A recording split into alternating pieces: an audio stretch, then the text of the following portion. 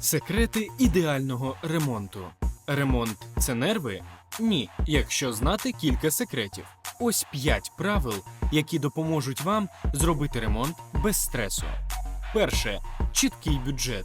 Завжди додавайте плюс 20% до кошторису, бо можуть бути несподіванки. Друге. Дизайн перед стартом. Не починайте роботу без плану, інакше доведеться все переробляти. Третє. Тільки професійні майстри. Занадта економія на роботі – це подвійні витрати на виправлення помилок. Четверте.